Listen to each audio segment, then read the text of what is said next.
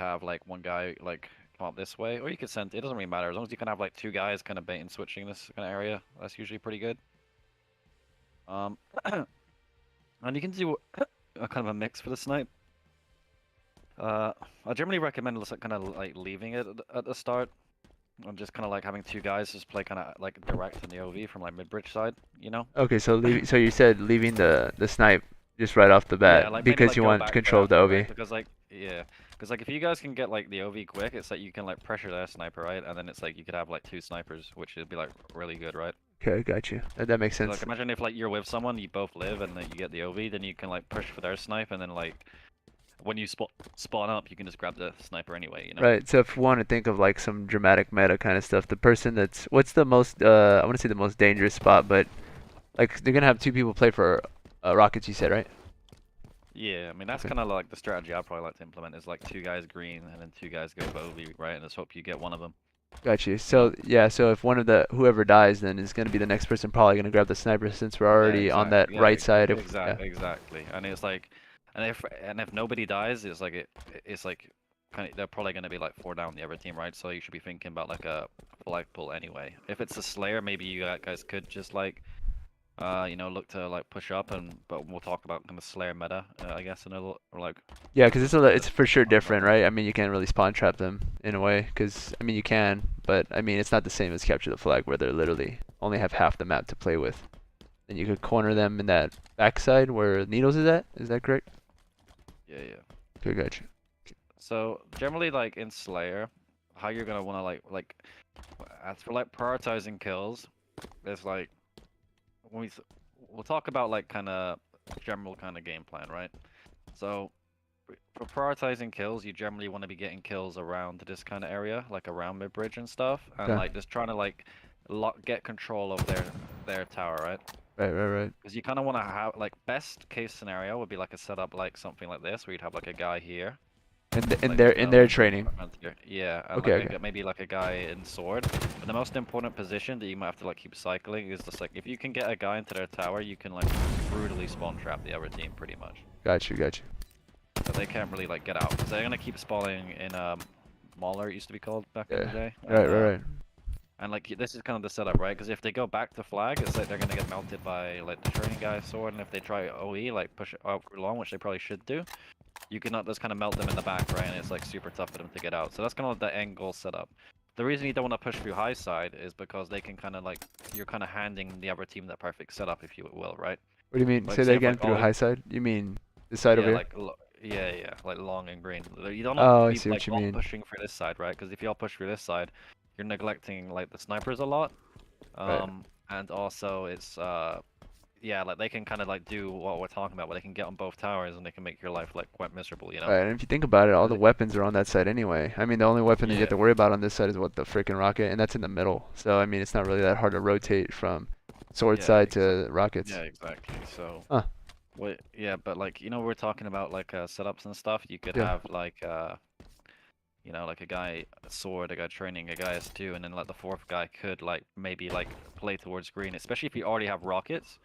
You could like change the setup a little bit, so you could have like the fourth guy just kind of like watching for the overextend, Right, with right, right. rockets. Okay. You'll So like, also yeah, like yeah, see yeah. some like yeah. So you'll see like slight iterations of the setups like based on like weapons. As like sometimes you might like even like bring the snipe back to, like from S2 to like because your setup might be like initially like one here, one there, one and this guy might go opt for a more passive setup, right? Because sometimes like you want to pressure their S2, but sometimes you're like, let's just hold our side of the map and like sword, Right, I got you. And like so like, say if you had like a sniper, right? Or if your team had two snipers or something like that, you might opt for a more passive setup, right? Where you have like one guy sniping your tower, one guy sniping in sword. Okay. So like the weapons can definitely kind of change like the way you set up, in Slayer for sure. Right, that makes sense. But yeah, like generally it's like what you're gonna want to try do is try get control of this area and like all the priority kills are gonna be like around here, right? Like a kill around like over there is like nowhere near as important, but like Right. So it kills to kill, right? But yeah, so don't you chase if you have if you are more likely to die or not more likely to die. If the percentage play is better to just stay alive than kill that guy, it's not as pivotal, yeah, right? it's not a huge kill. It's Okay, not a okay, huge okay. So a huger kill would be somebody trying to break the setup, being inside that training Yeah, yeah, or sword. just like kills that like contribute to you getting like a better setup, right? Because Right, it's right. like if you kill a guy they're training, then it's like that could open up the push to their tower, right? Like say if the other team is being like kind of stupid and they've got like one guy sat back there and they've got two guys over here, and they have like one guy here, it's like if you isolate this guy, get the kills, you know, then you're like pushing into their tower and like you can get control of tower, and now you've got them in a kind of a spawn trap a little bit, you know? Gotcha. I see what you're saying. So what's the, unless you have more to elaborate on it, but obviously you're probably gonna go over it anyway. What's the ideal break for this kind of setup? So let's say they have the perfect setup on us. Do we? Yeah. Pretty much what I was gonna talk about here. So like, we'll talk about like the most kind of common spawn, right? Which would be like you're gonna get this spawn. And a kind of general rule of thumb is like it kind of depends like how perfect the setup is. Okay. Like if they've got control of like your training, your sword, and your tower, like going back is kind of like a death sentence, right? But say if, for example, like they're not fully set up yet, you kind of just want to like rotate back and clear them off your tower, right? So say if they've only got like one guy tower, and maybe they're like 2 down or something, and they have like one guy tower or one guy Sword or something. so yeah, basically you guys can kind of force numbers, right? Like force like a 3v2 or something. Then you should probably like try up to get them off your side. Right. You know? But you know, if shit's really bad, then it's like you kind of want to play for the easiest kill, right? So like Right, you'll spawn here, and training. if they have like a guy there, they're literally everywhere. So honestly, like as a team, you just want to try like almost like attempt to flip the map, you know, and like just get through long haul and stuff, you know. Got you.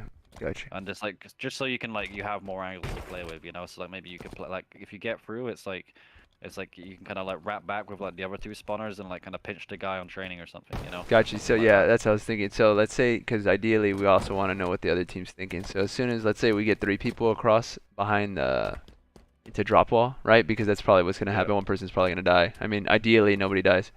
Yeah. What's the idea? So you get to the other side, and those 3 people are on the, I guess, the long haul side. What do those 3 people do? Kind of around here.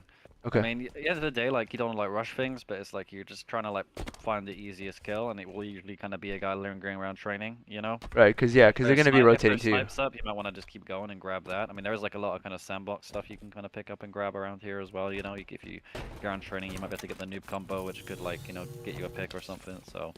Got you. Okay. And then would there be, so let's say all 3 of them, right? Let's say there's 3 people and they just all land in a long haul. So 2 of them would try to what? What would you say? Like, what's ideal for you? What would you want your team to do as soon as y'all jump? I mean, you'd pretty much have like kind of like 2 guys kind of going around this way, and then maybe like another guy kind of like goes plat to kind of add a slightly different angle where you can like kind of shoot some sword and like nade it, you know, and you just kind of like flip the map like this and like. You know, it's definitely going to be situational. Like sometimes you might only get 2 through and then like 2 spawn in Mauler, but like let's say like the training guy randomly pushes your green to shoot the spawners, right? Then maybe you'd wrap back because that's the easiest kill. I mean, all you're trying to do is just like get through, and they're just trying to like assess like who is the easiest kill, like on the map for us to get. Right, got it. And then on top of that, what happens with the like if it's capture the flag then, and it's you only have your one side of the map and they have a perfect setup, your guys are still gonna spawn in your side of the map. So would they spawn still in that Mangler Mauler corner, or where would they spawn now that the other 2 are on the other side? Yeah, they will. Yeah, they will. They will. Okay. And I mean, of course, they're gonna try to run the flag, so there's gonna be one less guy probably. The flag actually, the strategy is like a lot different. So I wouldn't. Like, okay. Okay. I was just asking. We'll talk. Yeah. We'll talk about flag. In a sec. I think. Let's make sure there's nothing else to think about. But yeah, I mean, obviously, like it kind of flips. It's kind of like reminiscent of live fire. Like on a live fire, you kind of want to control C side and Slayer, but then when OV comes up, you want to get A side. Right. It's kind of similar like that, where it's like if rockets are coming up, then maybe like you want to start getting bodies around the rockets, right? So like bodies in green box, the guy long haul, or you could opt for like like a 2 green 2 long push, or you could go for like a 2 green 2 training push or something, Okay. Because it definitely flips when rockets come up, but that is a bit more rare. So. Gotcha. But yeah, we'll talk about flag, which honestly like. The best way to think about it is it's pretty much the opposite strategy. Huh? What the fuck? Which is like you just want to like because on flag, because think of it like this, like if you apply the old strategy on Slayer, that you play Slayer, right? It's very like the way you be playing it is almost like very kill hoary, right? Where it's like you're getting a lot of kills, but you keep spawning them next to the flag, right? Yeah. So it's very easy for them to defend, and you need like a lot around the slays to kind of get the flag out, right? Right. That's true. Like you wanna like almost kind of operate on like almost like a very consistent 3-1 split basis, where like you're just like maybe sending 1 or 2 guys through long, 1 or 2 guys in green, and then maybe like the 4th guy's kind of like playing that training side, kind of watching for OEs. Maybe he hits a flank, Right. I get you. So like you have like 1 guy, but he's like especially if it's the sniper player, you know. Sometimes you can even get away with like 4 guys high side if you're like your timing's good. I got you. And I you're got you. like and you're like confident you won't get flanked. Because it's just like playing through high side is like the most efficient way to like get the flag out, right? Because you need. Because just imagine like you're kind of fighting and you get like 1 or 2 kills. You know, like you kill these guys, and it's like, you know, they're still not spawned up yet, and it's like if you block Muller, it's like you're gonna have the flag like here and here, and like they're gonna be spawning S1, which sucks, right? Because now you're running the flag and like you're kind of like melting them as they like try overextend or come back, you know. Right. So it's just like just trying to stack bodies through high side on this map is probably like the way to go for flag, you know.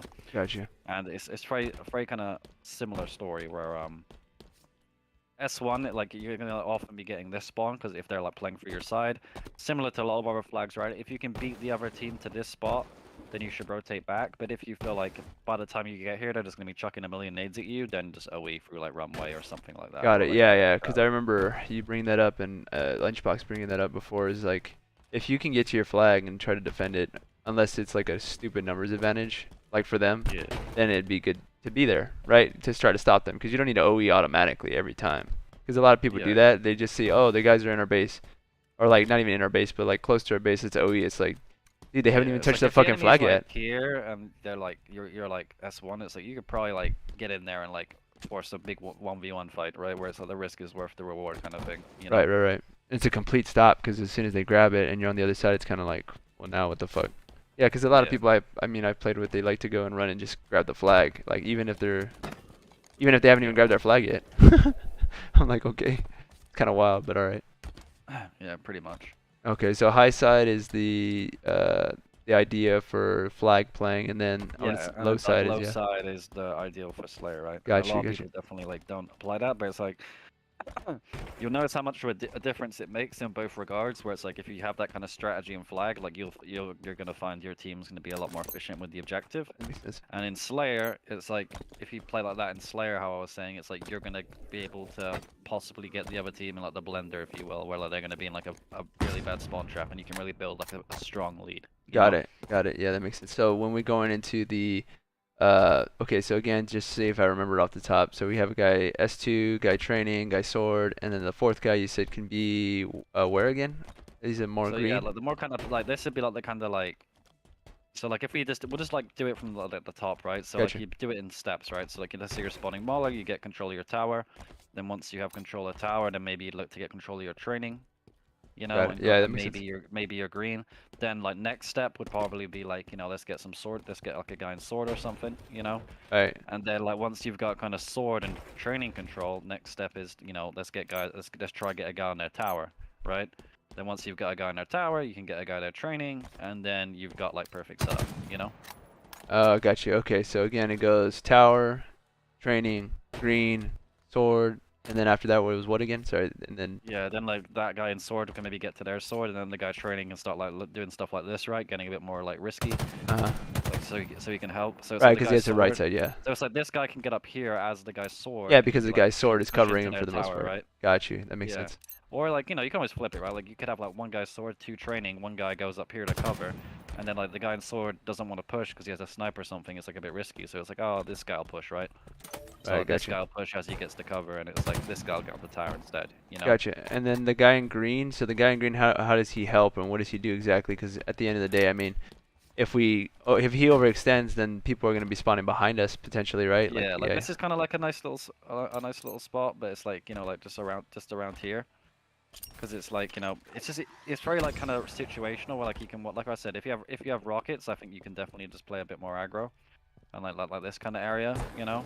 Right. You know, if you don't, then you know, it obviously is not, you can just kind of play like passive and like, kind of reactive, right? Like you just play based off like comms in like an actual game, so it's like, you know, if they're all OEing, it's like you're just like grenading the shit out of this, you know, like watching them for the OE. But if it's like a teammate dies, then you're probably just like trying to get stuck in, like whether that would just be like your push in just to trade off as well as possible, or say if the guy like dies here, it's like you might just like just leave the OE open and just because like you play reactive, right? Like if the whole team is like rotating back to get the kill off, like to kill the guy you have on their tower, then maybe you might want to take this angle, right? But if they're all OEing, then maybe you might want to try like contain them.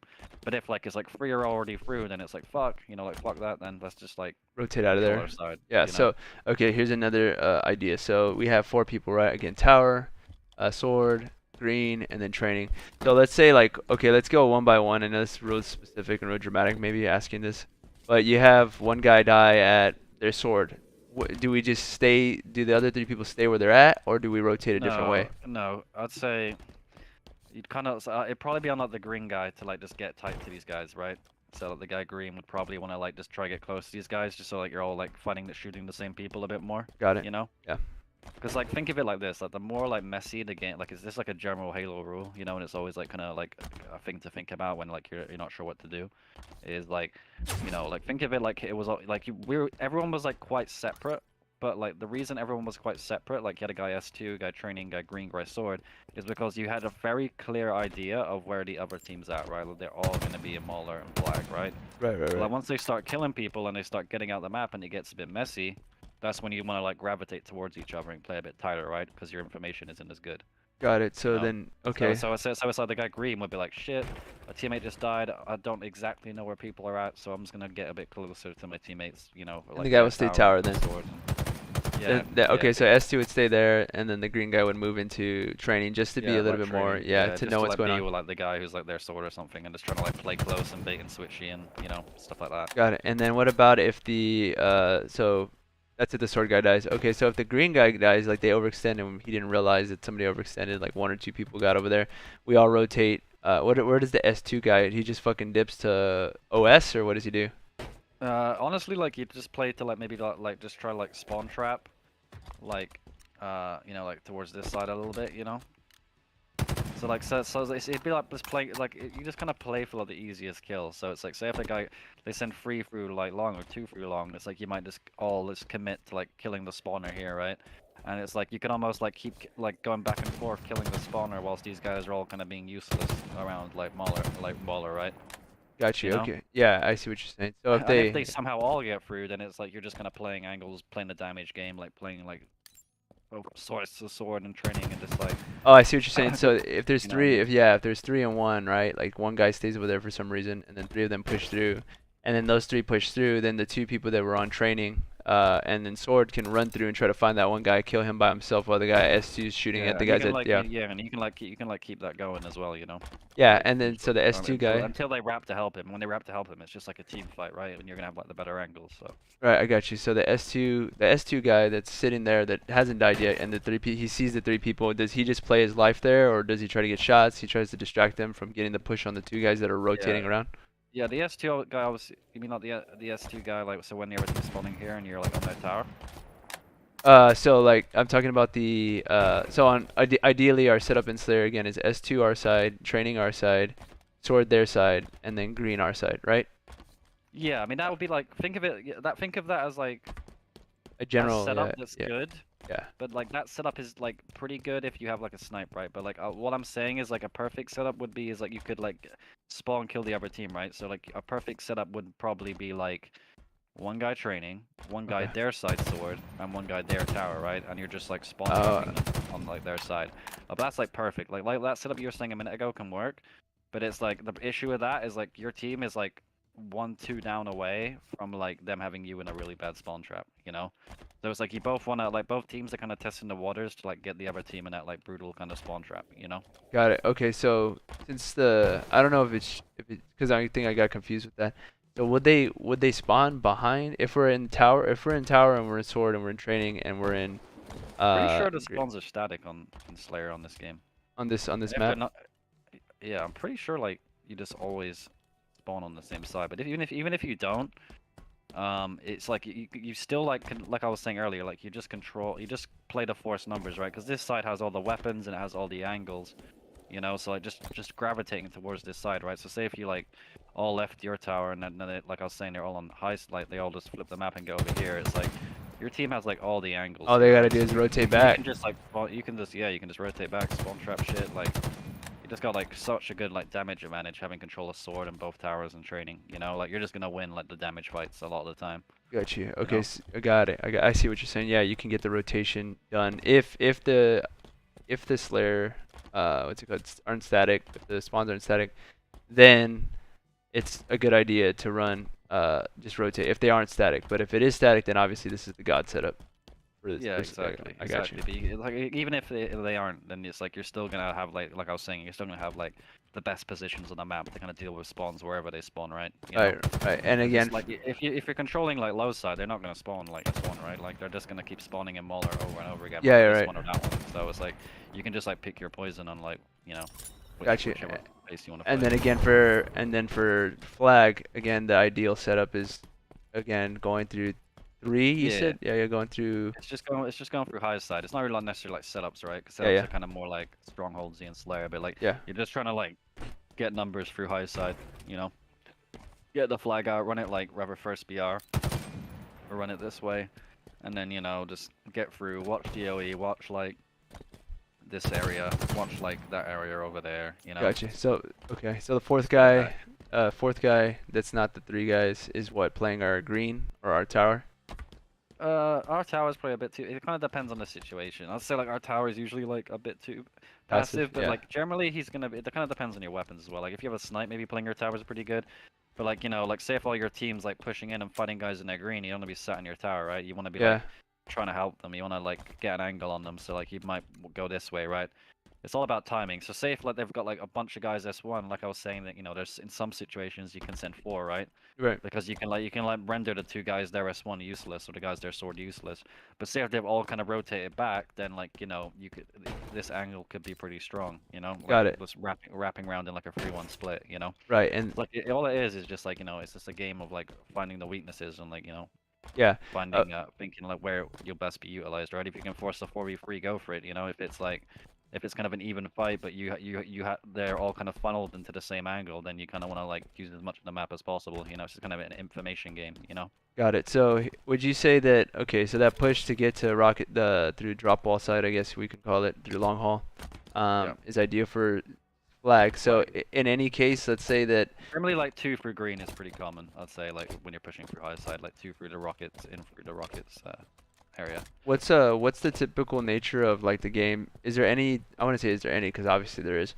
There's a time to slay and a time to run for the flag. What's the timing for the decision making of running for the flag? Is that going to be on this map specifically? Because I know it can change map to map depending on the route that you're taking. So let's say ideally we ran 3-1, 2-2, and then we get 2 down on their team, 1 down on our team. Is that like a typical 3-2 is a good idea to start running the flag, or do we need to take 3 out on their team and have like 2 up? Honestly, it's not necessarily like the numbers. It's just like you're always like pressing advantages, right? So you're kind of like like you'll have like a guy green and too long, and then it's like if you kill a random guy here, then it's like now you've kind of got control of this kind of area, right? And like maybe here, and like your next kill's like here. But once you've kind of like cleared them out of like Mauler, then like you try kill a guy on the flag, and like once you kill a guy on the flag, then you're good. Like once you have control of like flag, Mauler, and like they're green and like long, it's like that's good enough for a flag pull. I got you. So ideally, nobody would die either on our team, obviously. I mean, that's the goal. Yeah, Like, I mean, but even if it's like, say if it was like a massive team fight broke down and you've only got like 2 guys alive, but like you still have control of those areas, you can still run a flag, right?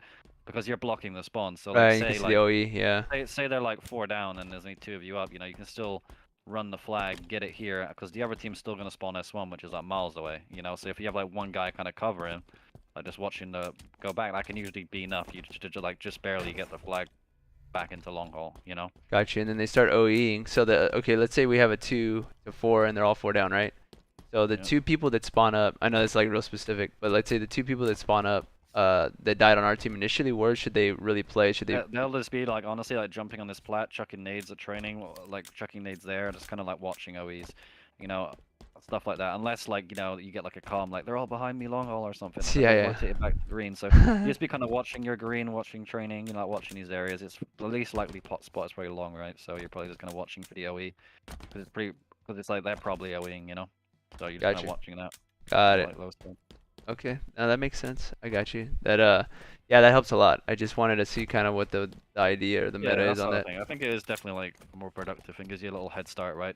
Like I'm sure like I'll make like a little. I mean, I haven't played it that much either, right? So I'll definitely like make some adjustments, but you know, just having like a little bit of a base strategy, so you're not just kind of playing for like random pointless kills, you know, can probably help you out a little bit, like with the win rate and stuff, you know. Right, got it. Okay, here's the last question because I know it's been basically 30 minutes now.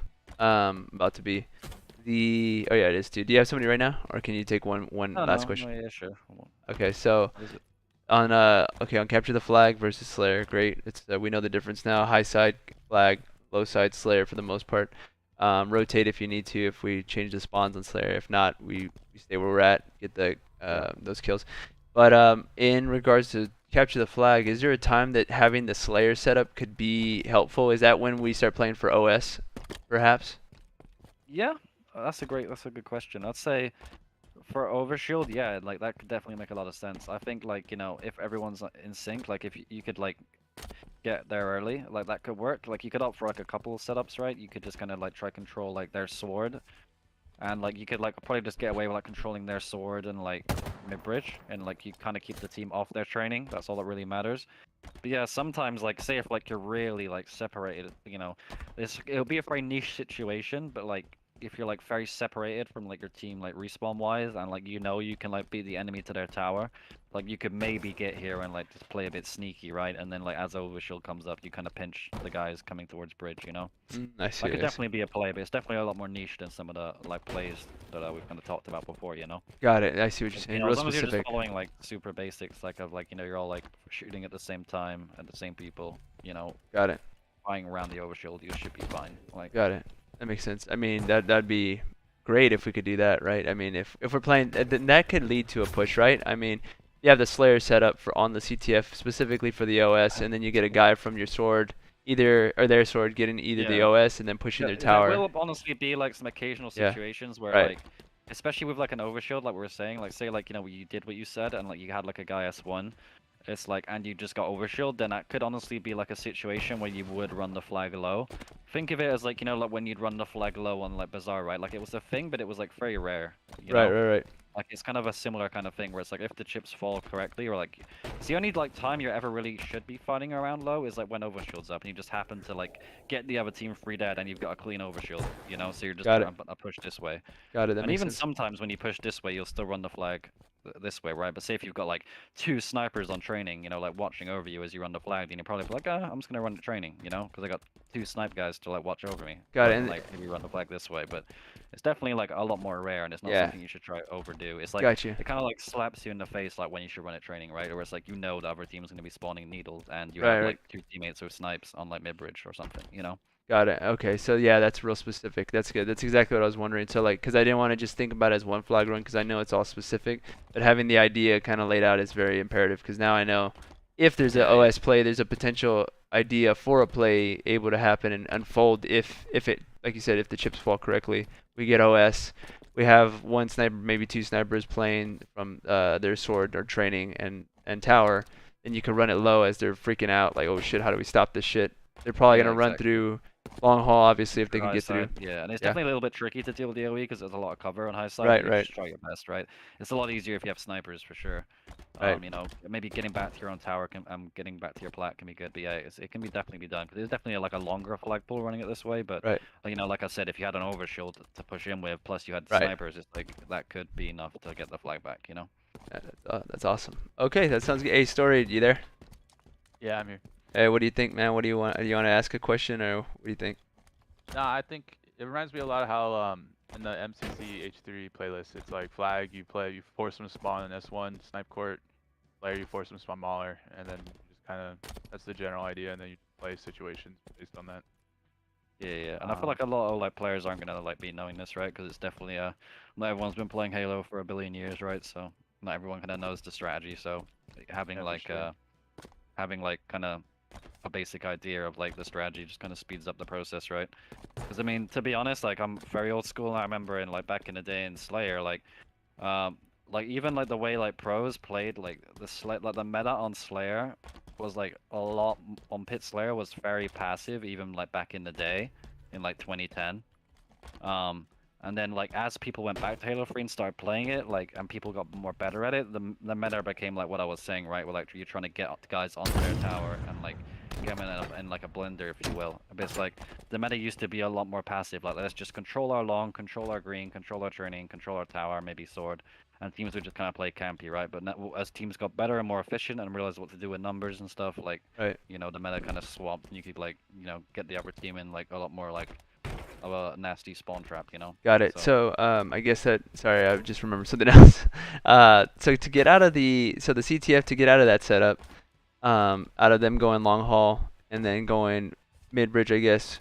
We just try to win obviously the fight, but what happens after we spawn up at over there at fucking low side?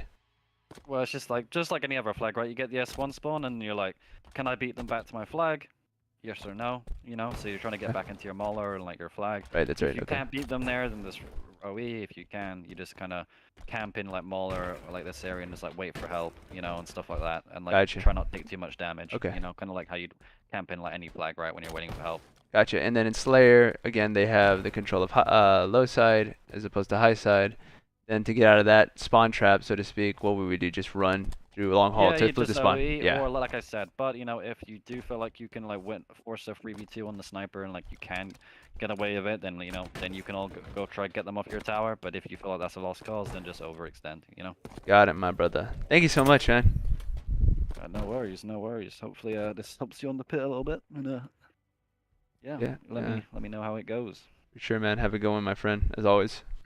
Yeah, no worries, guys. Just peace out. Appreciate you letting me sit in. No worries, man.